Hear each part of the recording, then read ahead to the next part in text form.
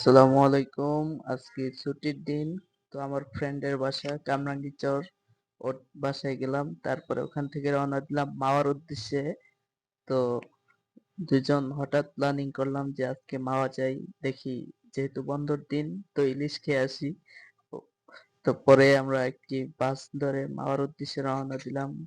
মাওয়া পৌঁছাতেই অনেকগুলো রেস্টুরেন্ট যেখানে কুটুমবাড়ি, তারপরে শখের বাড়ি, ইলিশ মেলা রেস্তোরাঁ, তারপরে প্রজেক্ট হিলসা, ইলিশ বাড়ি রেস্টুরেন্ট সহ অসংখ্য রেস্টুরেন্ট পাবেন।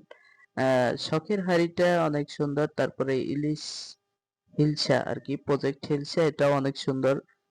যেখানে অনেক একটু ভিআইপি, যদিও দামটা একটু এক্সপেন্সিভ। তো সামনে আরো অনেকগুলো রেস্টুরেন্ট আছে, একবারে পদ্মা নদীর লাগোয়া গেছে। তো এখানে পদ্মা একটা খেলার জন্য মানে সুন্দর একটা দোলনা আছে, তারপরে আচার বিক্রির জন্য একটা রুফটপ পাওয়া যাবে। তো একটু সামনে আগালি দেখবেন অনেকগুলো গাড়ি পার্কিং এর ব্যবস্থাও আছে। তো ওই সামনেই অনেক ভালো ভালো রেস্টুরেন্ট পাওয়া যায় যেখানে আপনি দরদাম করে খেতে পারবেন। তো আমরা অনেকগুলো রেস্টুরেন্ট দেখে সামনে হাঁটতে চললাম। পরে সামনে একটি দোকান থেকে একটি ইলিশ পছন্দ করলাম। তো আমরা যেহেতু দুইজন, তো একটি ইলিশ নিলাম। আমাদের থেকে ইলিশটার দাম রাখলো মাত্র 250 টাকা। তো দরদাম করতে পারলে, আমাদের কাছে প্রথমে 700 টাকা চেয়েছিল। তো অনেক বুদ্ধি করে আর কি 250 টাকায় নিয়েছি।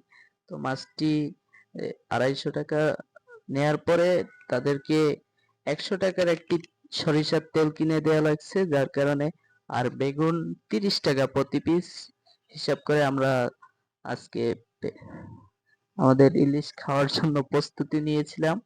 তো ওদেরকে বললে আপনাদের ইলিশের লেজটা ভর্তা করে দিবে।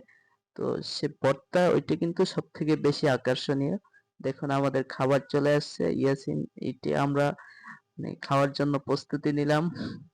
আমি ভাত বেড়ে দিচ্ছি ইয়াসিনকে, আমি নিজেও নিয়ে নিচ্ছি।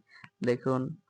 তো খাওয়া দাওয়া করে পরে ওখান থেকে চলে আসলাম।